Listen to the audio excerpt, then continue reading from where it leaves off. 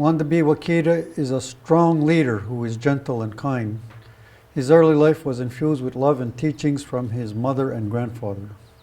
He grew up speaking Dakota language, learning about ceremony, and living the Dakota way of life. As a child, he had many sacred experiences that foretold of the work that would come later when he was an adult. When he would share about his experiences, his grandfather would reassure him, "They are holy too. Do not be afraid." This was in sharp contrast to the harsh treatment and abuse that he experienced for 8 years in Indian residential school. When he was old enough, he ran away and joined the Canadian Armed Forces as a peacekeeper, where he served for 6 years. Upon his return home, and after years of healing the wounds that those experiences caused, he surrendered into the role that was always waiting for him, that was of a holy man. He has attended sundances both in the United States and Canada for over 50 years. He is a Sundance chief, spiritual leader, and strong voice to preserve Dakota language and culture. He is described as gentle and soft-spoken, a man of profound wisdom. He possesses a rare breadth of traditional and culture knowledge, which he combines with a message of love. His storytelling presentation will be titled, "Living a Life, Sacredness and Healing." He will speak about natural law, which offers a guide to health, well-being, and healing of Indigenous people in heart, mind, body, and spirit. He shares stories that help the listener to know and practice their culture, way of life, and sacredness.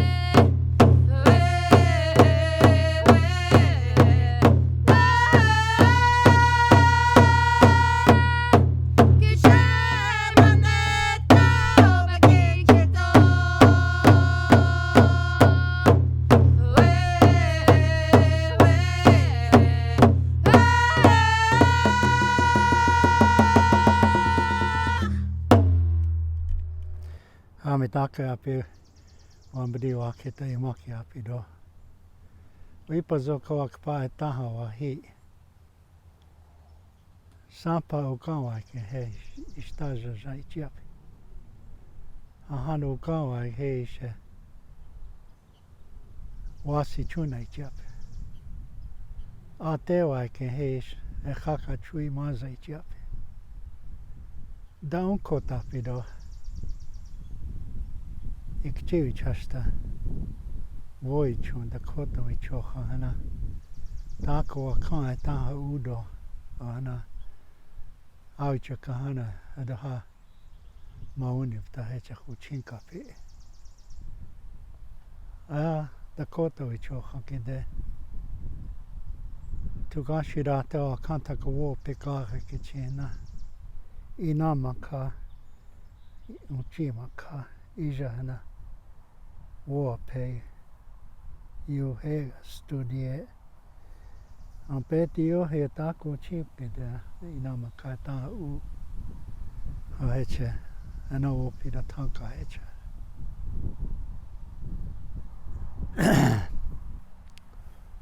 I was saying that my name is Wandbi Wakita. It means looking eagle in the Dakota language. I was given that name when I was 13 years old, ready to leave my community. And this older man came and he done a ceremony for me in our house. And when he finished, he told me, the spirits, Tukashira, brought you a name, and your name is Wandbi Wakita. And the reason why they brought you that name, he said, you look over the people, make sure everything is okay, and if it isn't, you're going to help them. Well, I'm just a young boy, 13 years old. My thinking up here right away was, how am I supposed to help people? I don't know anything. I don't have anything.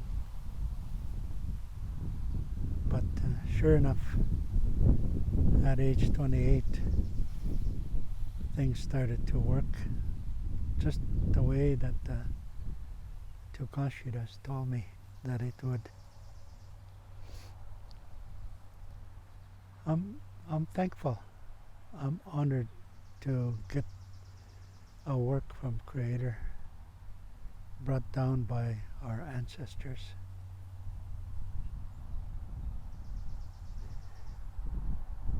My early years, when I was a young boy, we had lots of time to practice human being laws and natural laws and spiritual laws. I really appreciated that because it helped me build a strong foundation while I was growing up. I appreciated that very much. I went through all kinds of things when I was young, including more memorable things like seeing the Wakita, the little people, and all kinds of other natural things like the blue lightning twice, and many visions and dreams that I went through when I was young. I didn't know what they were. I wasn't scared of them, but I still didn't know. Every once in a while I would talk to my grandpa and he would say, Eshana ija wakampe ni cheche, he would say. They are holy too. So there are many things my grandpa told me. Get up early every morning was one of them. And it was hard this morning to get up early. But when I'm at home, it's much easier. I didn't really realize his words have such meaning in many ways. Health, education. I'm not talking about the Washichu education. I'm talking about things like intelligence and wisdom that you get from learning about regular things. So yeah, those words had much more meaning to me getting towards the growing up years. Age 28 is when I started to realize that how important those words were. I used to think, where did Grandpa get that information? And of course I know now where he got them. My grandpa never went to school. He always wore moccasins, never wore any shoes. He was never sick in his life. And so I tended to heed his words, watching the way he grew up. He'd be the first one in the morning to get up and the last one to come to bed in the evening. And every day at lunchtime, he would lay down to sleep, maybe 10 minutes, 15 minutes. He'll be up and gone again. So and he always smoked a pipe. He has his special tobacco he picked from the bush. He'd put it in there. Oh boy, that smelled good. Those days they're changed now. Those old people, they had a good life given to them by Creator, and no wonder they were strong.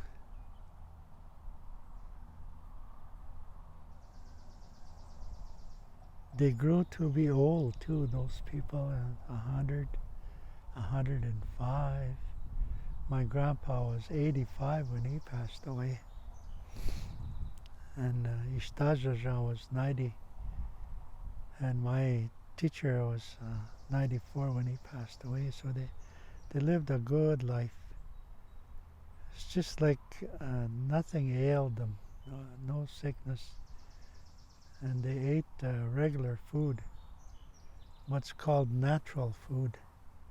Fish from the river, the ducks, the geese, stuff like that. Medicine, muskrat food, all of those kinds of things. So although it didn't make much sense when I was younger, it made a lot of sense watching them. My biggest regret today is not listening closely enough to those old people. That's my biggest regret. Every winter, my grandfather would invite 3 or 4 people, and we had a log house.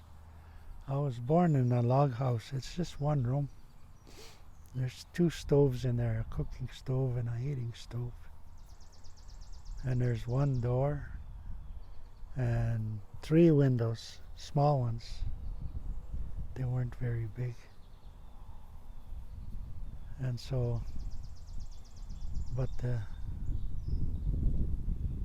we had a good home.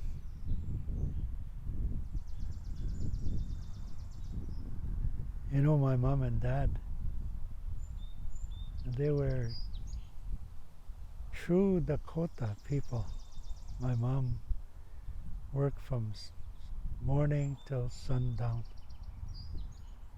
There's 7 of us kids, and she looked after us really, really good. She never went anywhere.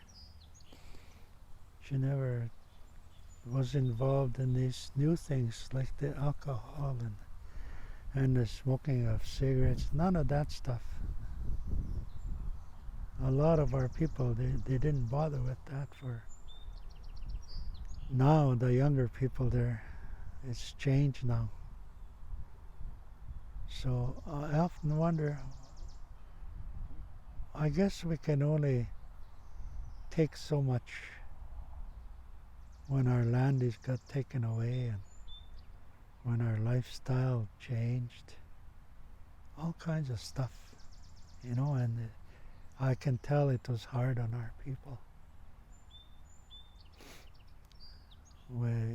Some of us chose to live like a Washichu. That is, you have a house, you have the light, you have the heat inside, you have a washroom inside.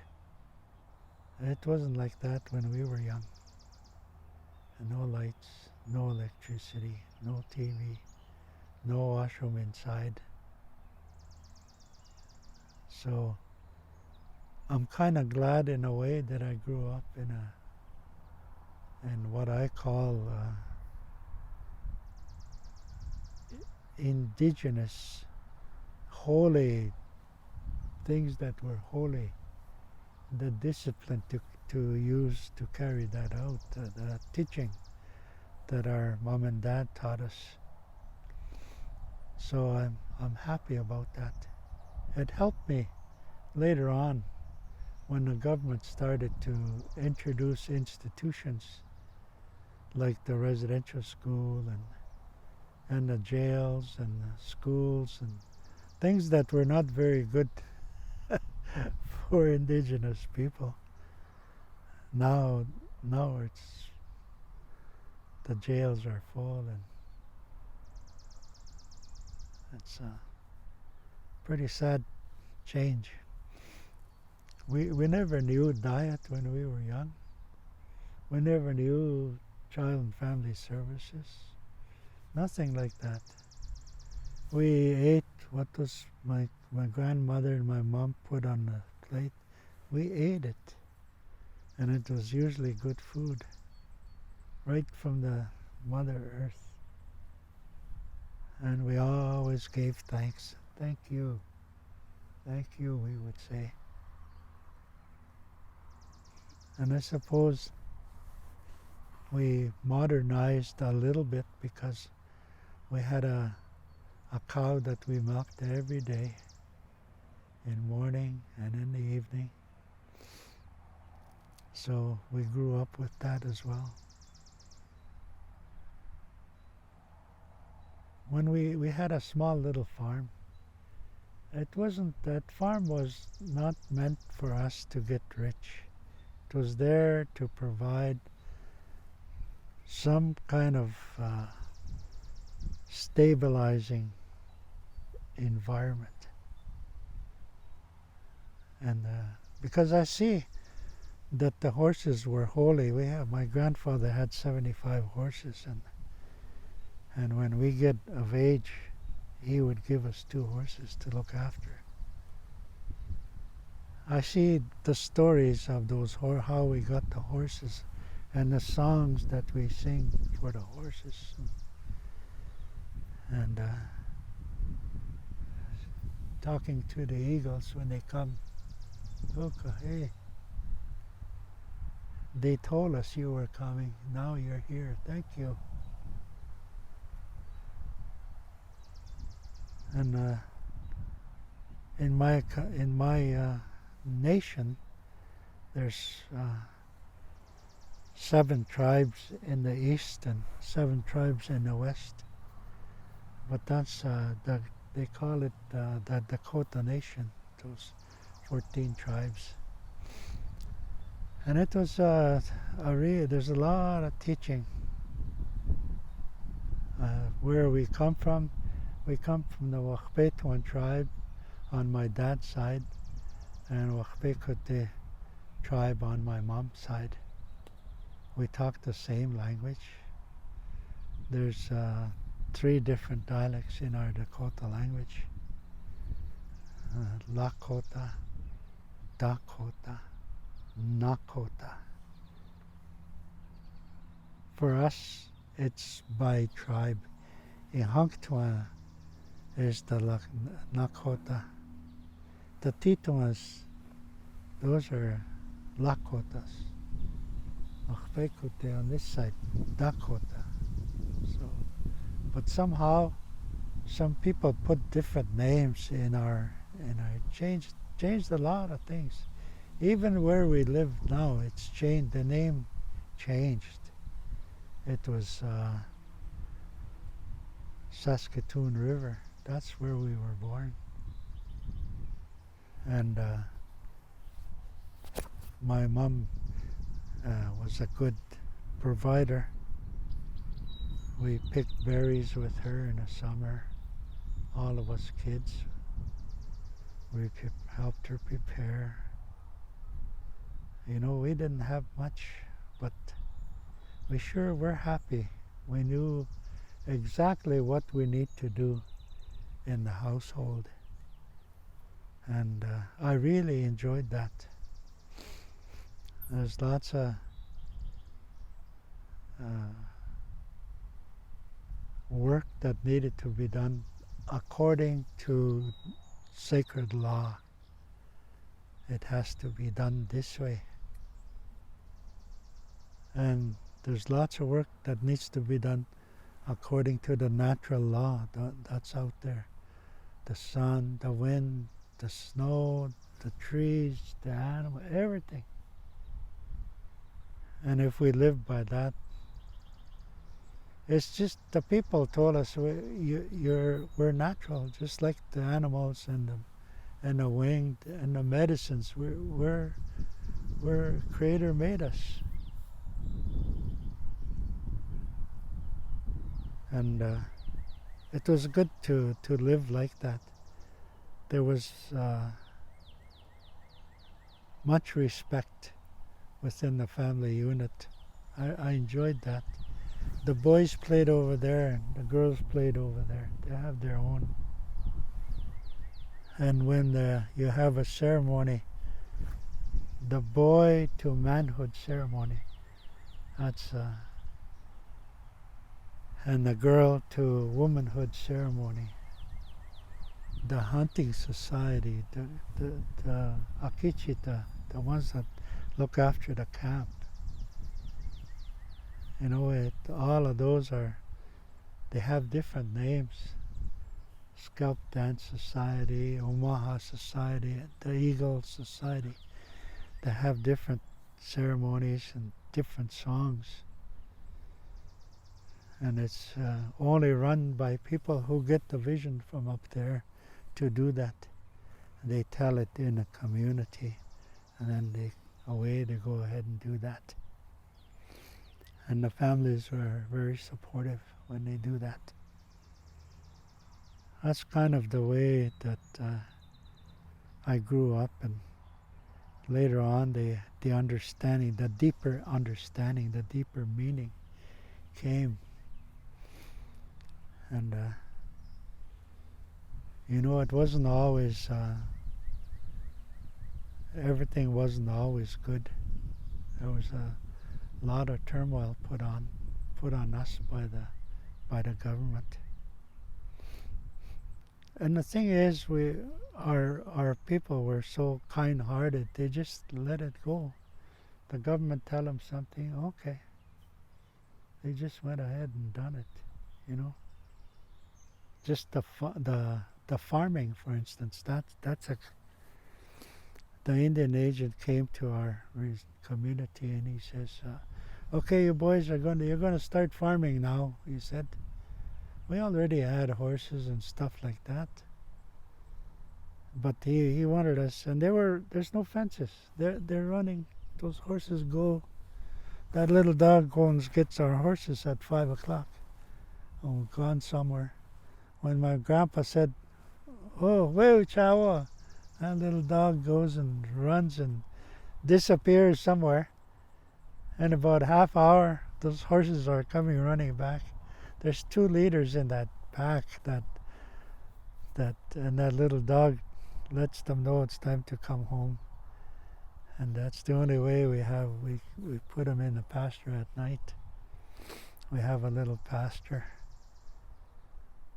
So that's the way things were when we were young. It was good to know. We used to pick wild turnips. All of a sudden, the government decided we're going to farm now. A regular farming, like the Wakita tractor with the seeding and the cultivator and plow, those kinds of ways. I think that made us possessive, you know. Oh, this is my land. It was not like that before. Anybody could use that land. You just need to share with one another, you know. So, and then there's rules that came from outside of the community. The Indian agent would say, okay, you're going to farm here and you're going to farm over here. And the army made rules too. Okay, you're going to get 160 acres per veteran. That never came about. It never was. I don't ever know what happened to that, but that's what he said. That's what was going to happen. So, a lot of our hopes. You know, when they started farming in 1880, the farmers were happy. Boy, they got busy and they're really. In 1885, 5 years later, 1885, the Indian agent came back and he says, okay, you boys, you have to stop farming. He said, because the farmers around the surrounding community, they're not liking it. He said, you're passing them. You're producing more than what they were. So they stopped. You know, so, and what needed to be done? We have no farmers at home right now. There's no place to farm now on our reserve. We had 12,000 acres given to us when we first moved to that community. We had 10 townships before, and now they give us 12,000 acres. They sure reduced us to nothing. And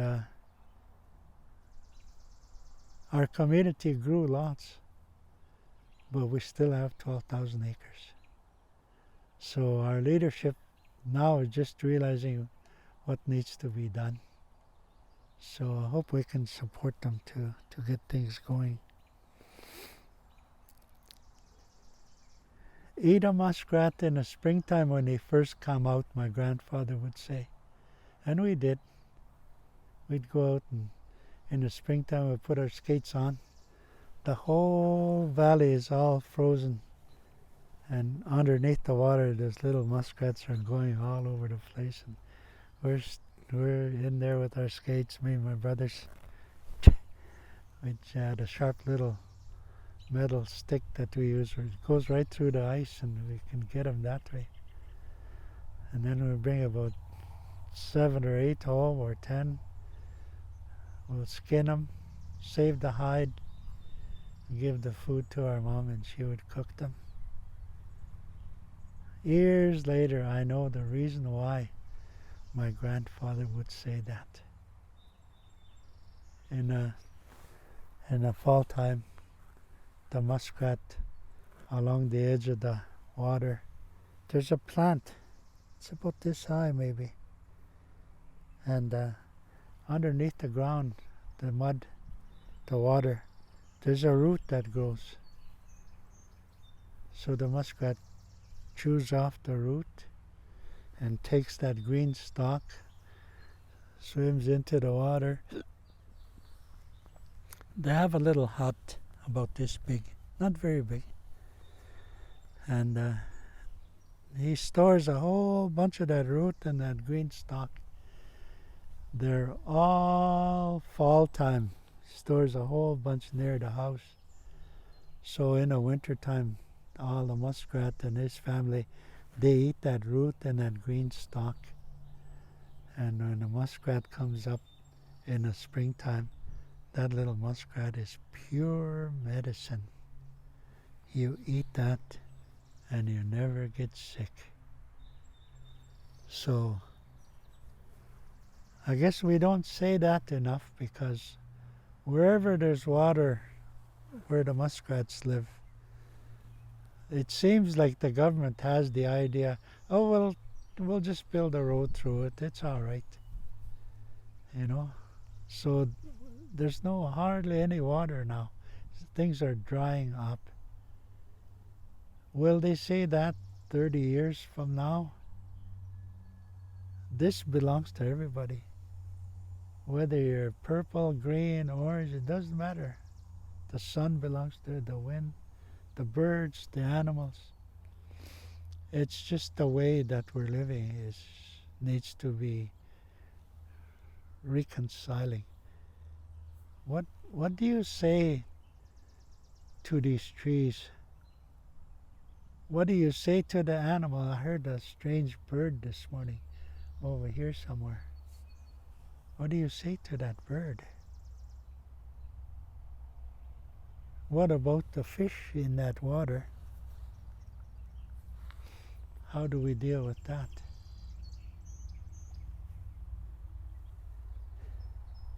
Not long ago, I like eating, that's why I'm talking about food.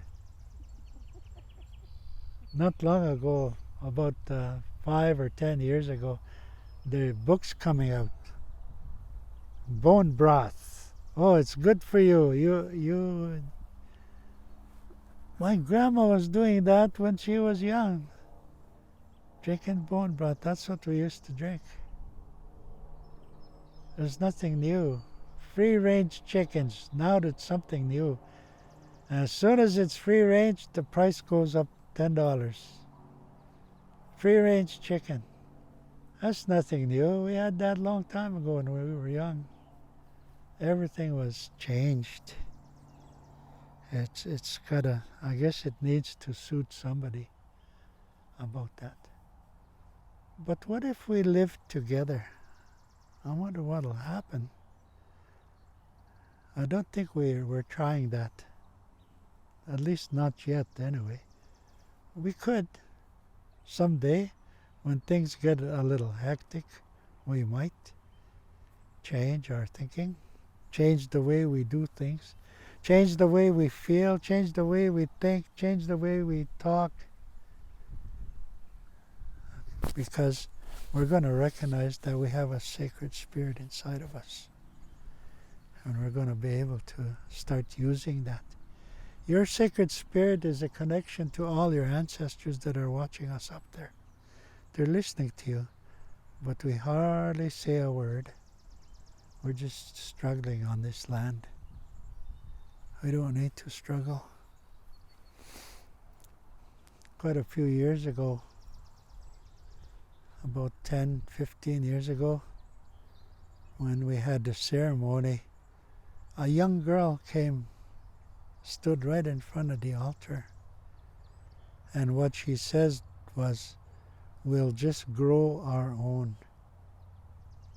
Today, that sacred instructions has a lot more meaning today than it did back then. We're just realizing we do need to grow our own. Back at home, I really admire that young lady. She has about 16 young kids, and she got a degree in environmental studies, and so she's taking these 16 kids and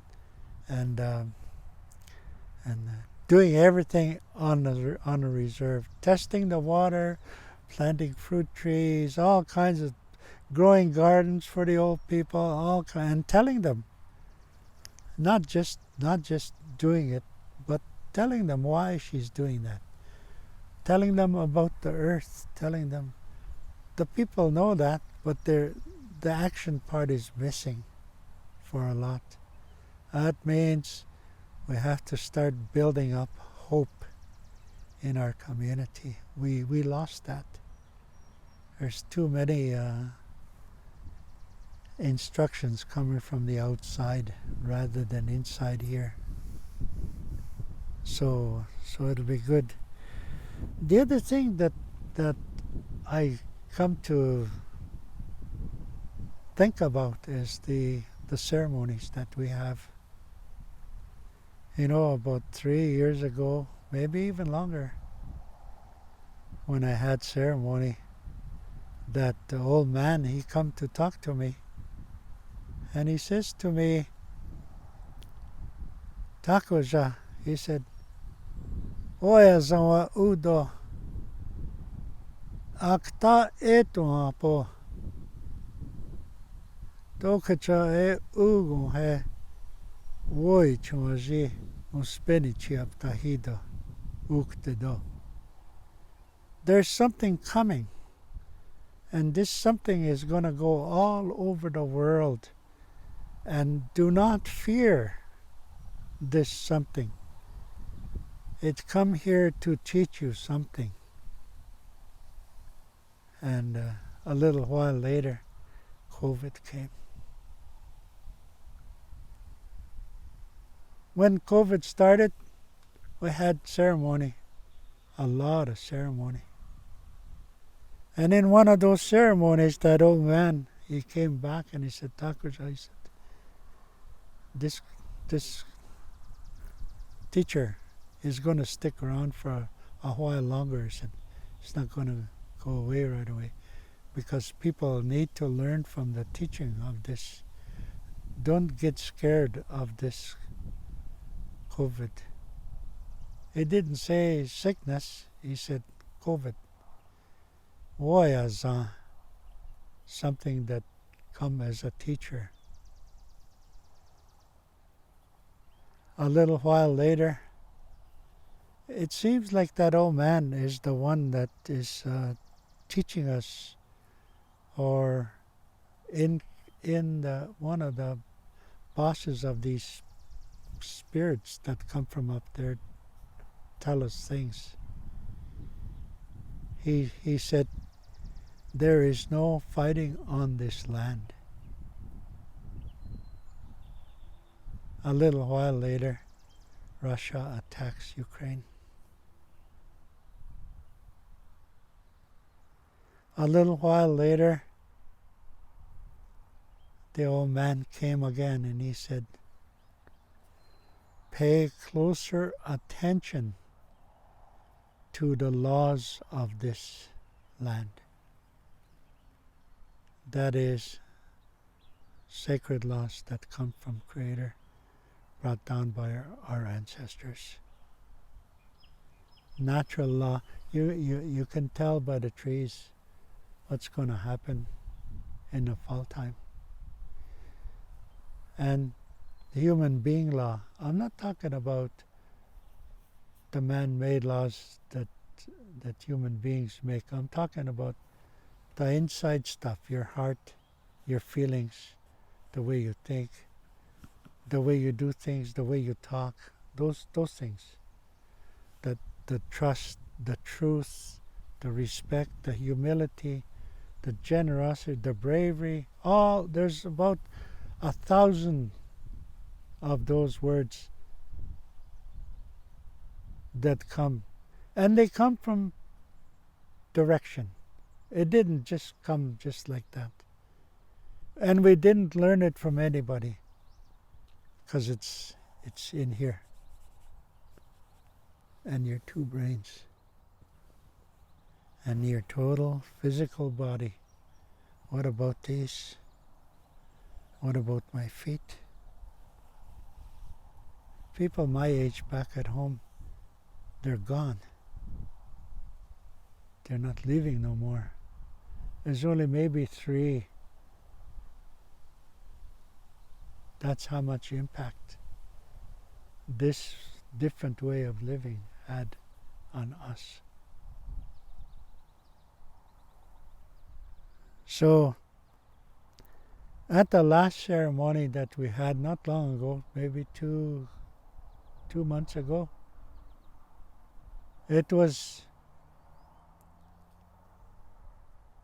know the spirit of these medicines.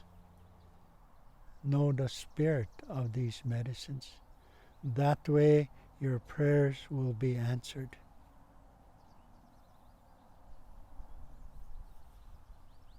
I wonder how that's done. I prepare myself really good to even go towards Creator. I learned that. I used to rush.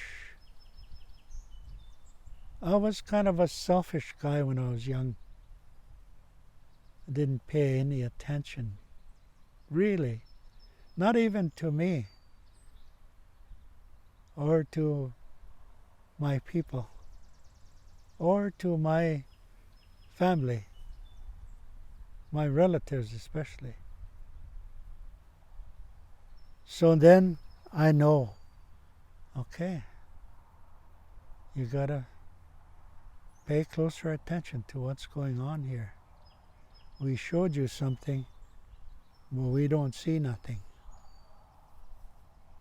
And that was just recent. That's 2004 when they told me that.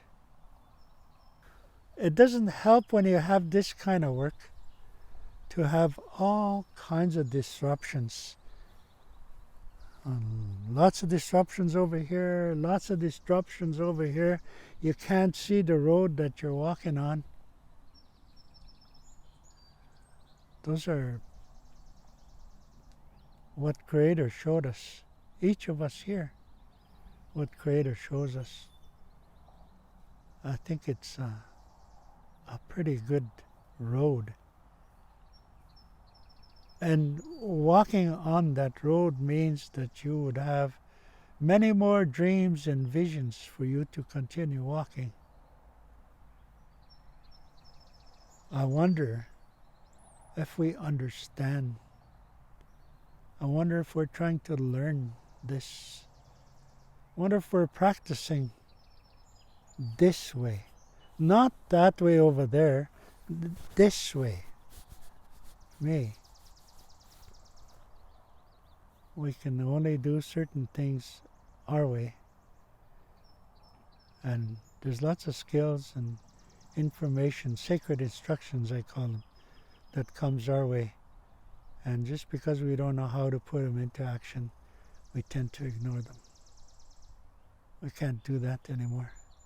And so we come to a critical time now where we have to fully realize what it is, where we're walking, what is the potential of this place that we're living on. It cannot continue the way it is. And that's exactly what that old man told me. Chanchoka itanchakcha miedo, he says to me. This is me here, the boss of all Sundance trees. Oh, Unkan, thank you. He finally told me his name after many years. And I said, and he says to me, you would be able to see what needs to be done. We show you that almost every time on a regular basis. We show you that, he said. But we don't see it, anything. I wonder what he's talking about. I finally figured out what he means. I need to talk to young people more. Try to explain to them, not just go ahead and do the ceremonies and expect the young people to come and join when they don't know why we're doing that. Not like that.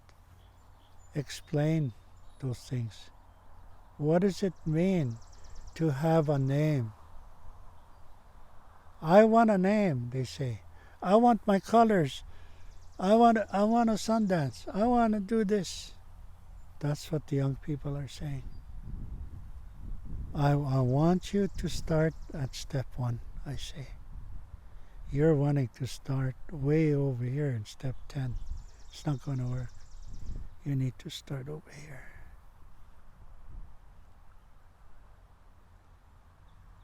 The young people are no longer able to sit and listen for very long.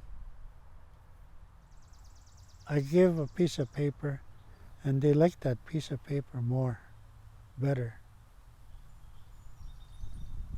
So we're doing 4-minute podcasts. Maybe they'll listen to that in Dakota language, because that's what they asked for. I want to speak my language, but I don't know how to pronounce them, they say. Listen to these podcasts. Maybe you'll just straight talk Dakota. And full words, not half of a word, not slanging the language, but the way it came from up there, that way. So we just had about 3.5 weeks ago, I went to a language conference, they call it. Canada, United States. We met in Saskatchewan. I was very happy. I didn't know what to expect. I said, yeah, we need to talk our language. If you want to have a language conference, I agree to that. But the way you're going to do that is just talk.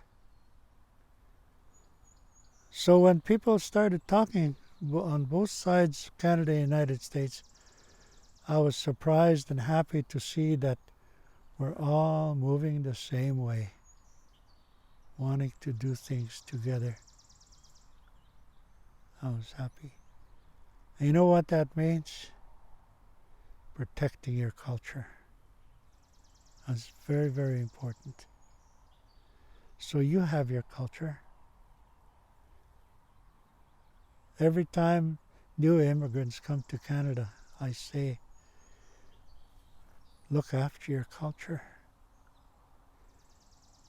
Eat your own kind of food. Dress the way you want to dress. Talk your language. Don't be shy. We really want to know who you are. Over there, the politicians are going to tell this person, you're a Canadian. You speak English. No. You speak your language. That way, it'll be like this. That's part of reconciliation. People ask me about reconciliation. I say, you know, I wonder why you're asking about that. I want people to tell me the truth first, because what I want to see is a real way, a real action that you are now telling the truth, and then you're going to put action to that truth. Not only tell the truth, but put action to that truth, so that you can start to do things in the way you need to do it, not what somebody else is telling you to do it. So those are important things.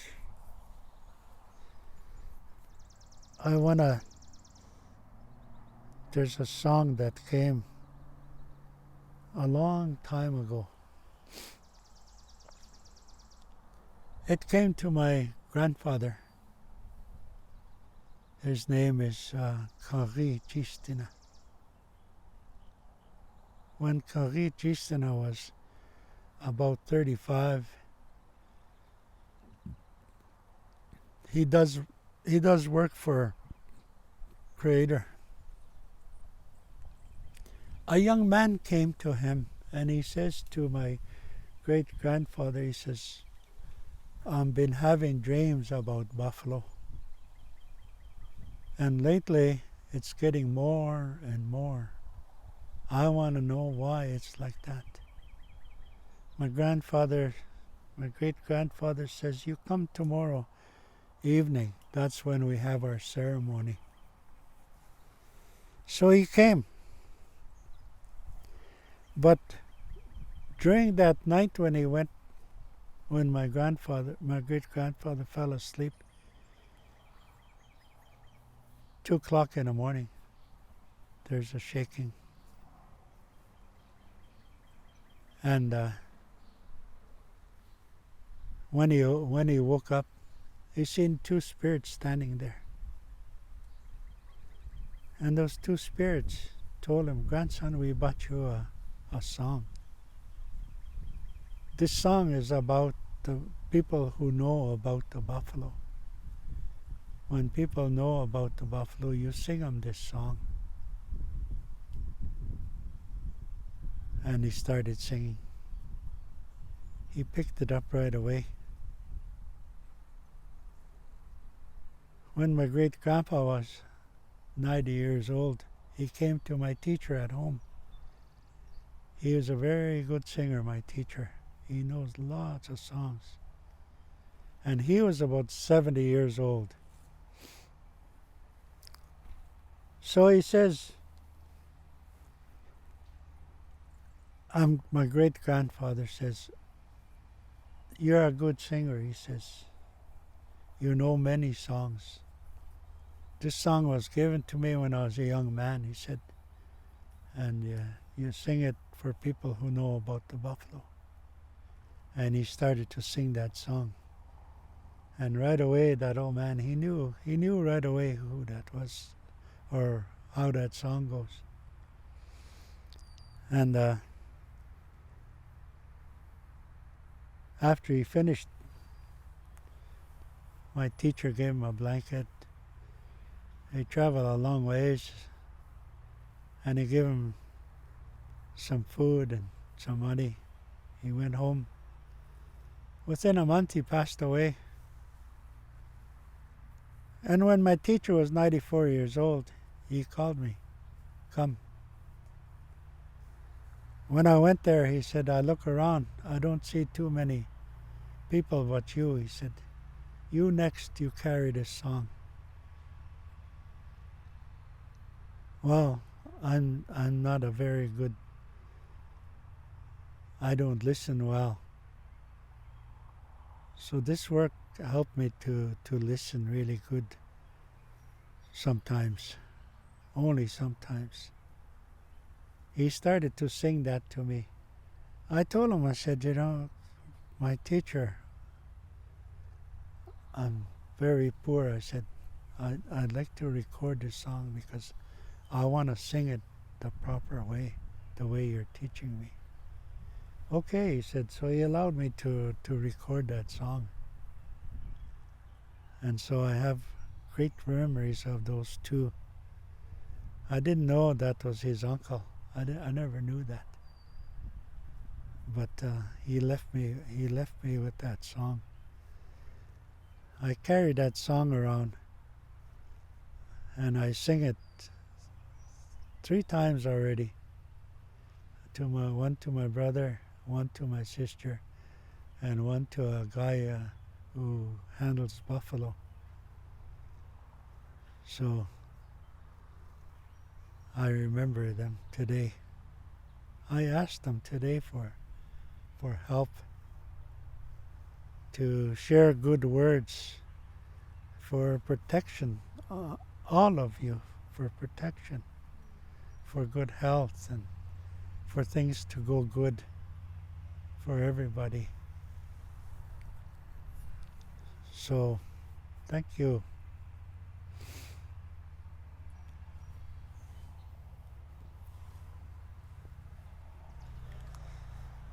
I want you to sit back, close your eyes, think of nothing when I sing this song.